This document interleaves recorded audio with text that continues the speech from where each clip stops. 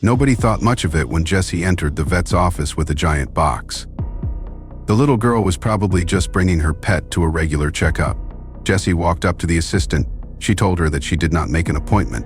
When she opened the box, the assistant turned pale. Jessy was immediately sent to the veterinarian, who had already heard a lot of commotion from the waiting room. Some of the other people already ran away in fear. Jessy did not fear anything. She had found this creature in the forest, and she was determined to save it. The vet opened the box and immediately turned pale. Jessy had no idea why, but the vet ran away. He rushed into another room with the box. Jessy shouted to come back, but the vet would not listen to her. This was urgent. This was something special that she had found. She had never seen it before in the forest. Then the vet returned. His whole demeanor had changed. He told Jessy that he had locked the creature in a case and that she was safe now. But before we start, smash the like button, subscribe, and ring the notification bell so you never miss our upcoming stories. Jessy demanded to see it. After all, she had saved it. The vet said that she could not go to it. When Jessy tried to get to the door, the vet blocked her path. He urged her to sit down. The police would arrive soon to see what they could do about the situation. She felt like she was being treated like a criminal. Suddenly, she heard sirens outside. The vet had locked the room with the creature in it. Jessy felt like more was going on than the vet wanted to tell her. Not only did police officers rush into the vet's office, but their environmental experts were also called in as well. They immediately started asking all kinds of questions to Jessy. However, the girl was just 12 years old. They could not keep her. She demanded that her parents be called because she felt overwhelmed by the situation. Jessy's parents came in after about 15 minutes. Jessy refused to talk to the officers about what had happened. In the meantime, people in hazmat suits started to walk in and out of the room with the creature in it. When Jessy's parents saw that Jessy wasn't allowed to leave the vet's office, they got mad at the officers. How could they keep a child against her will? Then they started explaining what had happened, and both of them were shocked. They quickly urged Jessy to tell them the whole story. She had to give them a lead on where she got the creature from. This could be a life-threatening situation. Jessy herself had to be checked as well. They were informed that a doctor was coming in. Jessy was still determined to protect the creature. But then they heard shouting. The creature had broken out of its cage. They had barricaded the door. It was like the creature tried to get outside, but they could not let that happen. Jessy said that she has been an animal lover for as long as she can remember. Today wouldn't be the first time she was on a rescue mission for an animal in need.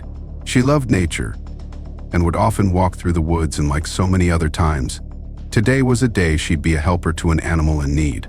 After all, she'd rescued dozens of animals, from birds to rodents, lost dogs and cats, and something resembling a wild boar. She didn't like to be called a hero, but deep down it felt good to help these animals. After all, they were so cute and lovable. Her parents confirmed to the police that she had indeed rescued multiple animals in the past, and that she was a young volunteer for the local animal shelter. But today there was something else that she found in the forest. While on one of Jessy's walks through the woods outside of the city, she was sure she heard an animal crying for help. She paused in the woods, waiting to hear it again. It was only a few seconds until she heard the cry again. It was faint, but it was definitely a sound she had never heard before in her life. Jessy was determined to find the lost creature. Listening to the cries and taking careful, soft steps, she made her way through the forest. She thought she'd lost the animal at one point when the crying stopped. Frightened she'd gone too far, Jessy took a few steps back until she once again heard the soft crying. It was then that she spotted the enormous thing. There was a small bed of moss lying on top of it.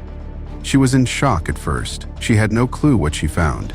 Even with her extensive knowledge of animals, this creature was new to her. Jessy spent a few minutes looking over the giant creature, trying to see if it had any wounds of any kind. The creature seemed fine except for being alone and probably scared. But what could it be? The more she looked at it, Jessy wasn't sure. The little moss bed that held this giant creature was strange and looked odd to Jessy. This wasn't something very likely to be found in nature. Perhaps some animal had built it as a sort of nest, but still, an animal would be messier. This left one very confusing and possibly terrifying conclusion. If it hadn't been an animal and it wasn't natural, that left one possibility: humans. The big question was, why would someone come out to the middle of the woods and leave a creature like this alone? Making a makeshift carrier for the giant animal out of the cover of her travel bag, she carefully put the creature inside it. She felt a little sting in her hand. The creature had wounded her. She only now showed her hand to the police and doctor. The spot on her hand had completely turned purple. She was definitely either bit or stung by the animal.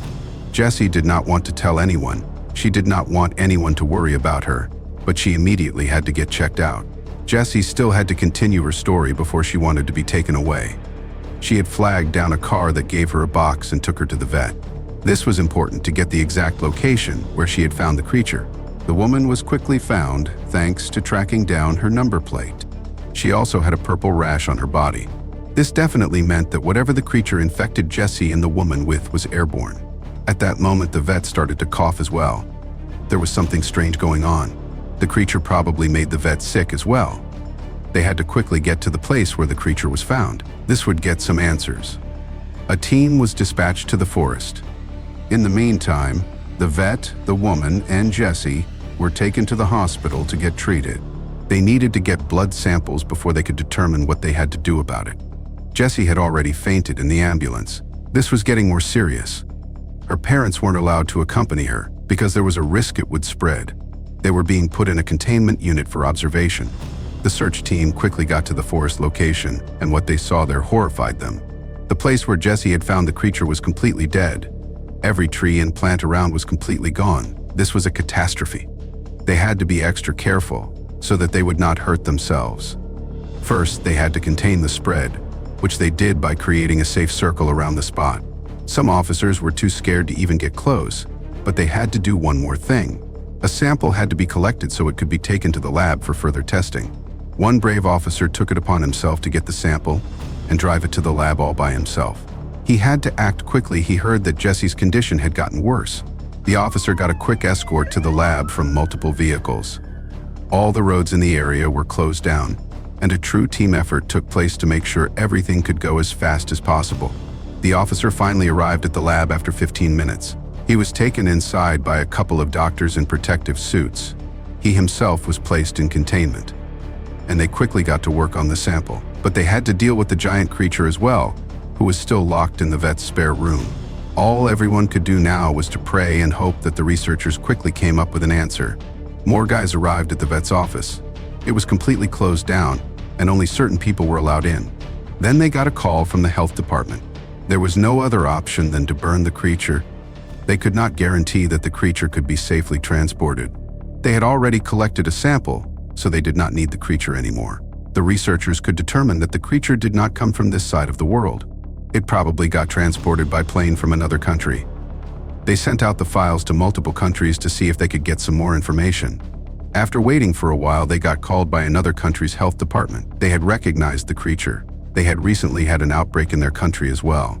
They told the researchers that they first had to burn everything that got into contact with the creature. A team was dispatched to the forest again to locally burn everything down. They burned the clothes as well of the people who got in contact with the creature as well. They got more information afterwards. They had found a dangerous insect. Jessy had unknowingly saved a dangerous disease, spreading insect that could really damage the environment, as well as make a whole lot of people sick. They had to quickly get the results of the blood samples. A couple of research departments started to work together to help Jessy and the rest. The news picked it up as well to spread awareness of what was going on. Within an hour, they got a whole lot of concerned calls from other people suffering from the same symptoms. This was getting way bigger than anyone ever expected, and multiple hospitals were quickly turned into emergency shelters. They had to get a cure and fast. This could not stay long this way. That would be dangerous for the public's safety. The creature was burned inside of the room that he was locked into. There they found out that the creature had laid eggs. This explained why multiple people were now experiencing similar symptoms. They had to track down where the eggs went. A national hotline was opened for anyone to call in with tips. They got a whole lot of them. People even went outside in groups to search for these insects. They found a couple of them in the city center and on the forest edge. Eventually, it seemed like everything was contained. Now they had to turn to the cure. The other country that helped them had already sent a plane with medication to slow down the process, but they had not found a cure yet. By a stroke of luck, it looked like the parents of Jessy were immune. They took blood samples from them and reproduced the antibodies. This was injected into Jessy's arm. After waiting for a couple of hours, Jessy woke up. She was healthy again. She had asked what was going on and where the creature was. The doctors told her the whole story. Jessy was completely stunned. She felt horrible that she had made this happen. Then the doctors calmed her down. Jessy had in fact saved the entire county. She had contained the creature before it could spread. Eventually, the police figured out that someone had planted the creature there to teach the government a lesson. The person was part of a larger group, and all of the members were arrested for endangering the public's safety. Jessy was called to the president's office when she fully recovered. She still did not believe this was her doing. The president told Jessy he was proud of a girl like her, and that more people should take inspiration from her. She was honored by the president and even got a medal. She grew up to be a strong environmental activist and run her own shelter. She went down in the history books. Thank you so much for watching.